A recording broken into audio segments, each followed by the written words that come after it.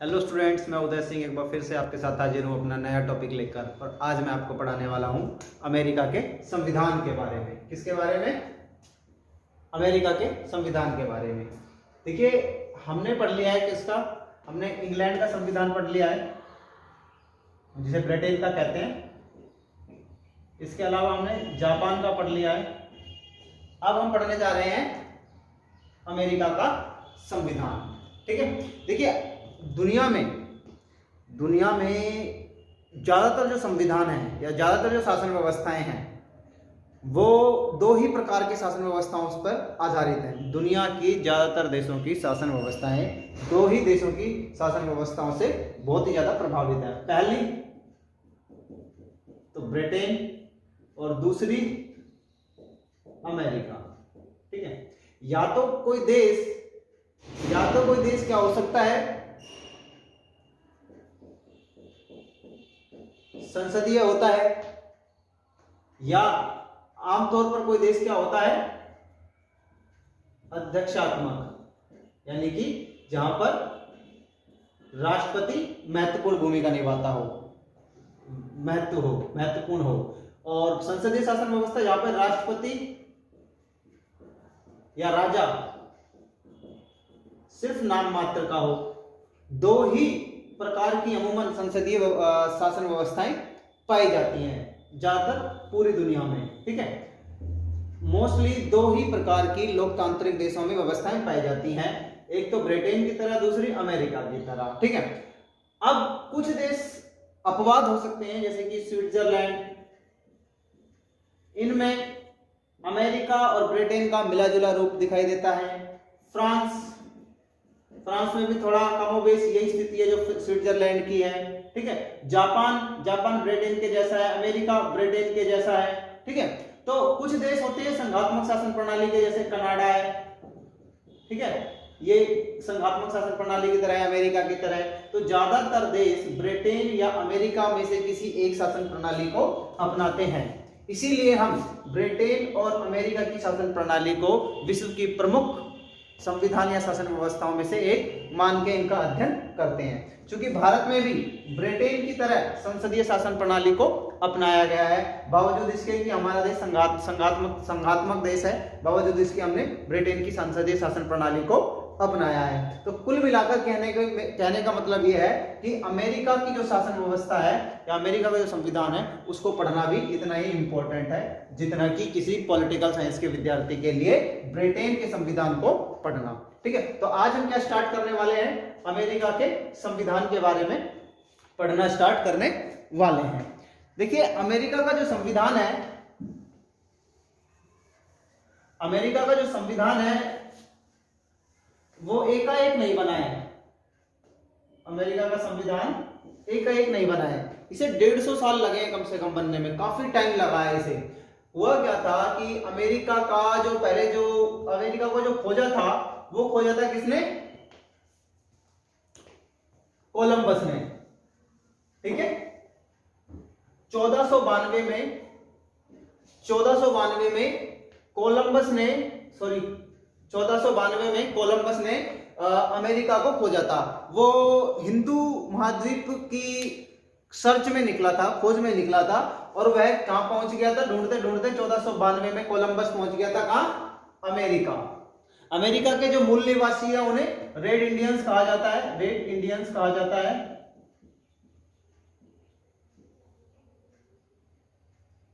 क्या कहा जाता है? रेड इंडियंस कहा जाता है। तो अमेरिका में ज्यादातर लोग यूरोप से शिफ्ट हुए जब कोलंबस ने 1492 में किसको ढूंढ लिया? अमेरिका को ढूंढ लिया। तो ज्यादातर यूरोपवासी, तो मोस्ट ऑफ यूरोपियंस, जो यूरोपियन लोग थे ज्यादातर, वो कहां शिफ्ट होने लगे? अमेरिका में शिफ्ट होने लगे। तो इसके बाद 1492 के बाद इन यूरोपियन में भी सबसे ज्यादा कौन थे? स्पेन के लोग थे, क्योंकि ये कोलंबस कहां का था? ये भी स्पेन का ही था। ठीक है, तो यूरोपियन में स्पेन के लोग ज्यादातर कहां जाकर रहने लगे? अमेरिका में शिफ्ट होने लगे।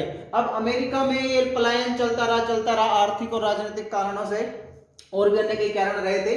और ये जो यूरोपियन जो लोग हैं ये कहां शिफ्ट होते रहे? अमेरिका में शिफ्ट होते रहे। ठीक है, लगभग 150 वर्षों बाद लगभग 150 वर्षों बाद उन्हें ये लगने लगा कि नहीं, अब तो हमें भी अपना अलग राजनीतिक व्यवस्था अपनानी चाहिए, हमें अपना एक अलग अपना देश घोषित कर देना चाहिए। क्योंकि हालांकि पहले तो ये यूरोपियन देश थे, ये अपने जो मूल उनका जो देश था, जैसे स्पेन है, इंग्लैंड है, फ्रांस है, उसे ही अपना देश मानते थे। लेकिन बाद में ये लोग फील करने लगे कि अब हमें इस जगह को अपना एक अलग देश घोषित कर देना चाहिए। तब ये मांग उठने लगी किसकी? अमेरिका की। ठीक है, तो यहां पर अमेरिका में इस समय कितनी 13 बस्तियां थी जिन पर अंग्रेजों का शासन था।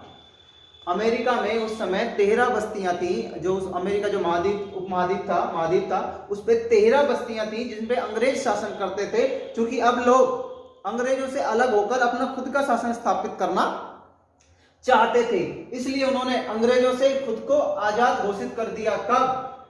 4 जुलाई 1976 को। ठीक है, उस समय इंग्लैंड में जो राजा थे उन्होंने बहुत कोशिश करी कि ये लोग स्वतंत्र ना हो, और इसके लिए एक युद्ध भी चला अमेरिकन्स और इंग्लैंड के बीच। 4 जुलाई 1976 को अमेरिका के लोग स्वतंत्रता की घोषणा करते हैं, और तभी से इंग्लैंड इस स्वतंत्रता को कंडेम कर देता है और युद्ध होता है। किसके बीच? अमेरिकी लोगों के बीच और ब्रिटिश गवर्नमेंट के बीच, ब्रिटेन के बीच। ठीक है, यह युद्ध चलता है 6 साल, 1776 टू 1781। 81 में ये खत्म होता है, और जीतते कौन है? अमेरिकी जीतते हैं। अमेरिकी जब लोग जीत जाते हैं 1981 में, तो ये महसूस करते हैं कि भैया अभी तो हम जीत गए, लेकिन आगे क्या होगा? ये जो 13 बस्तियां थी, जो 13 बस्तियां थी, इन सबने मिलकर ये लड़ाई लड़ी थी, पर ये तीनों 13 की 13 अलग अलग अपने आप में एक देश की तरह रहते थे। तो इन्होंने कहा हम अलग अलग रहेंगे तो फिर से इंग्लैंड या कोई दूसरा यूरोपियन देश हमारे ऊपर फिर से अटैक करके हमें गुलाम बना लेगा। तो भैया ऐसा करते हैं, 13 के 13 मिल जाते हैं, और जब कोई विदेशी ताकत हमारे ऊपर अटैक करने आएगी तो हम मिलकर सामना करेंगे। तो इस बात को लेकर क्या करा इन्होंने? परिसंघ का निर्माण करा, कॉन्फेडरेशन का निर्माण करा, परिसंघ का निर्माण करा। कब? 1781 में, जब ये युद्ध जीत गए थे। लेकिन कॉन्फेडरेशन की प्रॉब्लम ये होती है, ये जो परिसंघ होता है जिसे कॉन्फेडरेशन बोल रहा हूं मैं, परिसंघ की समस्या ये होती है कि ये कच्चा होता है। किसके? संघ की तुलना में। संघ की तुलना में क्या होता है? ये कच्चा होता है। कच्चा मतलब इसे आसानी से तोड़ा जा सकता है, कोई भी राज्य अपने आप छोड़कर संघ से अलग हो सकता है, उसकी जब मन करे। लेकिन संघ से ऐसा कोई उसकी इकाई अलग नहीं हो सकती। किससे? संघ से। लेकिन परिसंघ से ये कच्चा इसलिए होता है कि कोई भी इसकी इकाई, यानी कि कोई भी 13 बस्तियों से कोई भी एक बस्ती अलग हो सकती थी परिसंघ से। तो इसकी कमजोरियां इन्हें तुरंत नजर आ गई कि भैया अगर हमने परिसंघ जो बनाया है बहुत कच्चा है, अगर दूसरे किसी देश ने अटैक करा तो हम तुरंत गुलाम बनाए जा सकते हैं। क्यों? क्योंकि अपनी डफली अपना राग चलेगा इसमें, परिसंघ में। तो इन्हें तुरंत ये फील हुआ कि नहीं, इससे काम नहीं चलेगा, हमें दूसरा एक कोई संविधान बनाना पड़ेगा जिसमें परिसंघ की जगह एक संघ का निर्माण किया जाए और संघ को बहुत ज्यादा शक्तिशाली बनाया जाए। परिसंघ में जो संघ होता है, यानी कि केंद्र सरकार जो होती है, वो बहुत ही कमजोर होती है परिसंघ में, और संघ शासन व्यवस्था में केंद्र शक्ति को काफी मजबूत कर दिया जाता है। तो परिसंघ के निर्माण जो 1781 में कर लिया, परिसंघ का निर्माण जब 1781 में कर लिया, तब इन्हें जल्दी ही एहसास हो गया अमेरिकी वासियों को कि इससे काम नहीं चलेगा। तो उन्होंने क्या काम करा? एक संविधान का निर्माण करा। कब? 1789 में जो एक संविधान का निर्माण हुआ, जिसमें अमेरिका को क्या बनाया गया? अमेरिका को एक संघ बना दिया गया बजाय परिसंघ के। हालांकि इसका उल्लेख इस शब्द का इस्तेमाल नहीं करा, वो अलग बात है, परंतु उसे परिसंघ की बजाय अब संघ बना दिया गया है और इस संघ से कोई अलग नहीं हो सकता, कोई राज्य संघ से बाहर नहीं जा सकता, अमेरिका को छोड़कर नहीं जा सकता। ठीक है, प्रारंभ में ये अमेरिका संघ में 13 राज्य थे जिन्हें हम बस्तियां कहते हैं। वर्तमान में इनकी संख्या बढ़कर कितनी हो गई है? 50 हो गई है। ठीक है, अमेरिका में अब 50 राज्य हैं कुल, पहले 13 थे जब अमेरिका बना था, बाद में बढ़ते बढ़ते बढ़ते अब ये 50 हो गई हैं। ठीक है, तो संविधान का जो निर्माण हुआ है वह 1789 में हुआ और संविधान को निर्माण करने के बाद जब यह लागू हुआ तो 2 वर्ष लग गए, 1789 में यह लागू हुआ। ठीक है, 1789 में अमेरिका का संविधान लागू होता है और जो संविधान लागू होता है 1789 में, उसकी विशेषताएं हम यहां जानेंगे कि उसकी क्या विशेषताएं थी जो कि आज वर्तमान में उनका संविधान है। देखिए, अमेरिका के संविधान की जो मुख्य विशेषताएं है, सबसे बड़ी बात तो यह है कि यह लिखित संविधान है। क्या है? लिखित और निर्मित। इसे 1789 में संविधान सभा के द्वारा बनाया गया है, यानी कि इसे लिखा गया है, इसे बनाया गया है। लिखित है यानी कि इसे लिखा गया है, बनाया गया है एक संविधान सभा द्वारा। ठीक है, जिसके अध्यक्ष कौन थे? वाशिंगटन। कौन थे इसके अध्यक्ष? संविधान सभा के अध्यक्ष थे वाशिंगटन। हमारे यहां कौन थे संविधान सभा के अध्यक्ष? डॉक्टर राजेंद्र प्रसाद। ठीक है, यहां पर कौन थे? जॉर्ज वॉशिंगटन, जिन्होंने उस संविधान को बनाया और लिखा। उस समिति के, उस संविधान सभा के अध्यक्ष थे कौन? George Washington. ठीक है, दूसरी विशेषता क्या है? दूसरी विशेषता यह है कि यह सर्वाधिक संक्षिप्त है, मतलब बहुत छोटा है, सिर्फ 7 अनुच्छेद हैं। कितने? ओनली 7। ये मान लो कि सिर्फ 4000 वर्ड्स हैं, ओनली 4000 वर्ड्स, 7 अनुच्छेद है। भारत का संविधान देखोगे इसके हवाले, इसकी अपेक्षा 395 अनुच्छेद, 22 भाग और 12 अनुसूचियां। ठीक है, इतना बड़ा है भारत का जो संविधान है और ये सिर्फ 7 अनुच्छेद। अगर आप शब्दों की बात करो तो 1,20,000 शब्द हैं भारत के संविधान में और यहाँ सिर्फ 4000। तो बहुत छोटा, दुनिया का सबसे छोटा संविधान है किसका?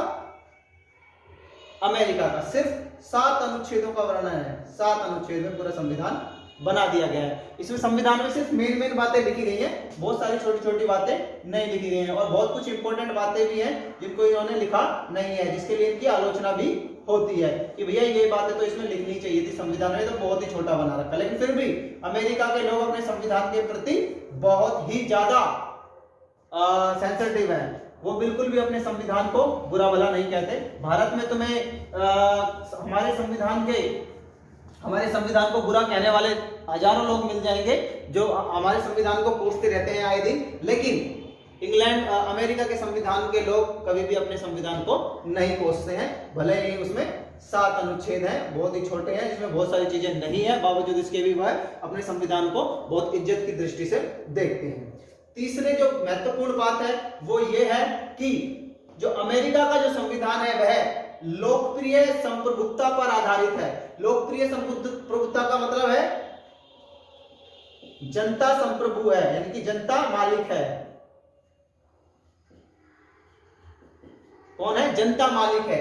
एक्चुअली जो परिसंघ था उसमें जो अंतिम शक्ति थी वो किसके पास थी?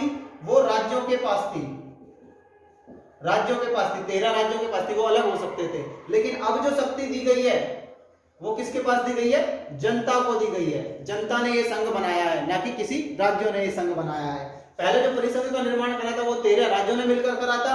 अब जो अमेरिका का जो निर्माण कराया है वो 13 राज्यों ने नहीं, बल्कि 13 राज्यों की जनता ने मिलकर किया है, यानी पूरी अमेरिका की जनता ने मिलकर किया है। इसलिए अब अंतिम जो शक्ति है वह जनता में है, और जनता में जब शक्ति होती है तो उसे लोकप्रिय संप्रभुता पर आधारित संविधान कहते हैं।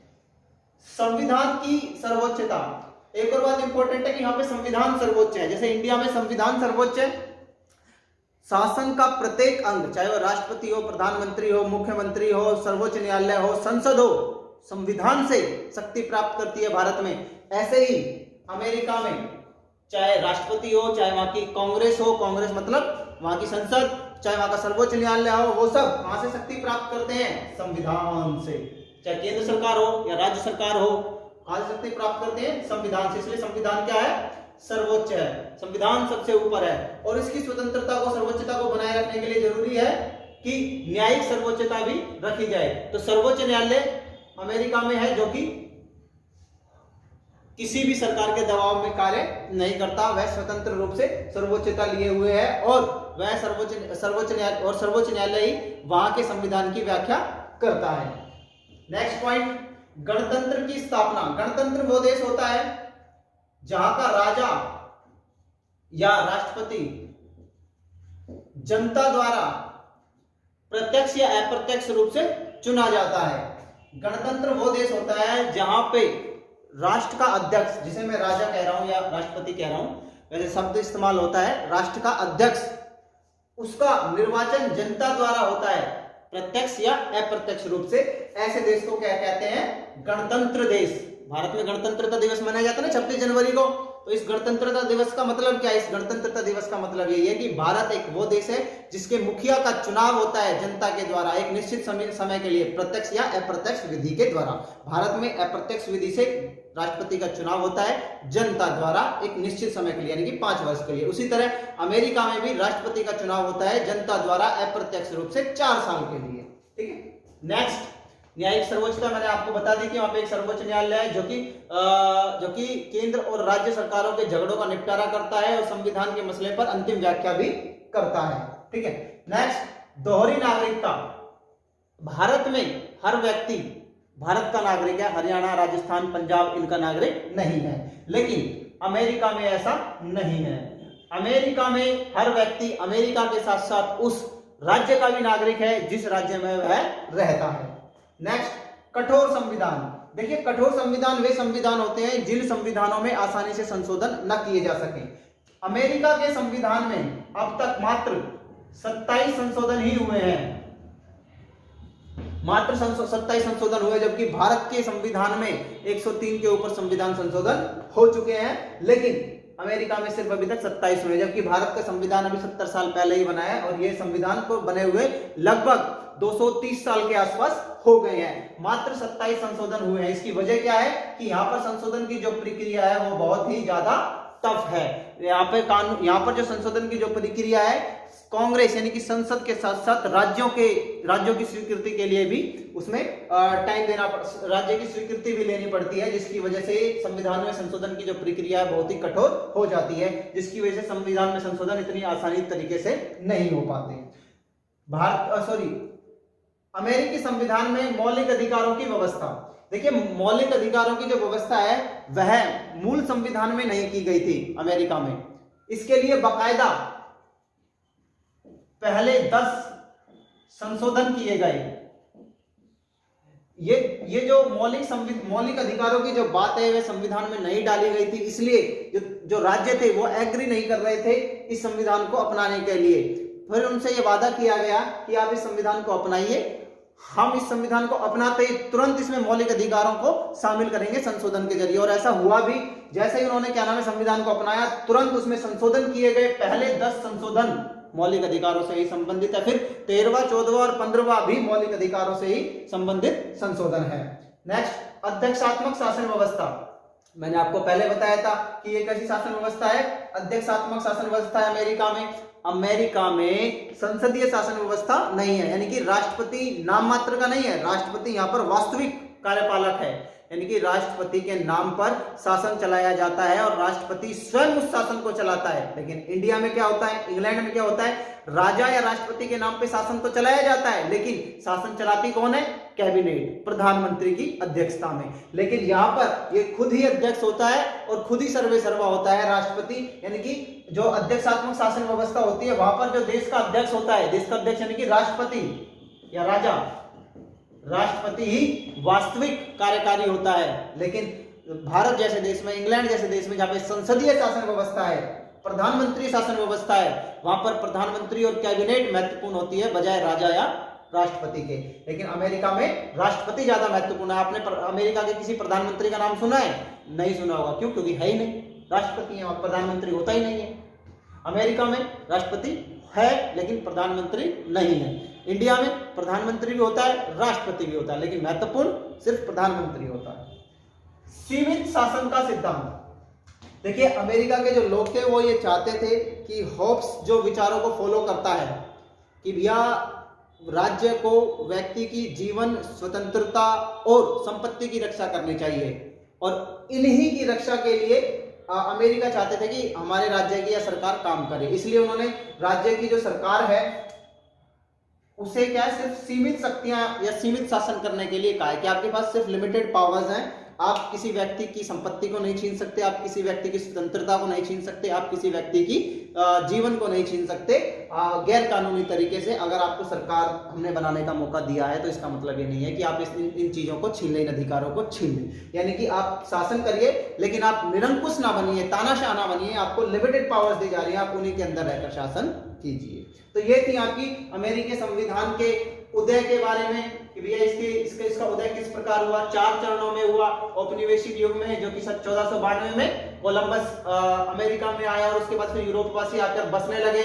उन्होंने स्वतंत्रता की घोषणा कर दी 4 जुलाई 1976 को, और फिर एक परिसंघ का निर्माण हुआ 1781 में। कब? जब इंग्लैंड और अमेरिका के बीच युद्ध खत्म हो गया और अमेरिका जीत गया, और फिर अंत में उन्होंने देखा कि परिसंघ से काम नहीं चलेगा तो 1789 में एक संविधान का निर्माण कर लिया, जो कि 1789 में जिसे लागू कर दिया, और फिर क्या बन गया, अमेरिकी संघ का निर्माण हो गया। अमेरिकी संघ का निर्माण हो गया 1700 एक प्रकार से 89 में, ठीक है, जब ये लागू हो गया। इसकी विशेषताओं में गिनी जा सकती है कि यह निर्मित और लिखित संविधान है, सर्वाधिक संक्षिप्त छोटा संविधान है, लोकप्रिय जब संप्रभुता पर आधारित है, यानी कि जनता की सहमति पर आधारित है, संविधान की सर्वोच्चता है, संविधान से ही सभी को शक्ति मिलती है, गणतंत्र की स्थापना है, यानी कि राज्य का मुखिया चुना जाएगा जनता द्वारा प्रत्यक्ष या अप्रत्यक्ष रूप से, न्यायिक सर्वोच्चता होगी, न्यायालय मतलब सर्वोच्च न्यायालय होगा जो कि देखेगा कि संविधान के अनुसार कार्य हो रहा है या नहीं है, दोहरी नागरिकता मिलेगी सभी लोगों को, कठोर संविधान बनाया गया, आसानी से संशोधित नहीं किया जा सकता, मौलिक अधिकारों की व्यवस्था कर दी गई है, पहले 10 संशोधन मौलिक अधिकारों से ही संबंधित है, अध्यक्षात्मक शासन की व्यवस्था की गई है, यहाँ पर प्रधानमंत्री का पद नहीं होता है, मंत्रिमंडल की ज्यादा महत्वपूर्ण भूमिका होती नहीं है, राष्ट्रपति का पद ही इंपॉर्टेंट होता है, 4 साल के लिए बनाया जाता है, कांग्रेस उसे बिना महाभियोग के अलावा किसी और तरीके से हटा नहीं सकती है। सीमित शासन का अधिकार सिद्धांत अपनाया गया कि भैया जो यहाँ पे सरकार बनेगी वह सीमित शासन करेगी, न कि निरंकुश शासन करेगी। तो आई होप आपको समझ में आ गया होगा। आज के लिए बस इतना ही काफी है। Thank you.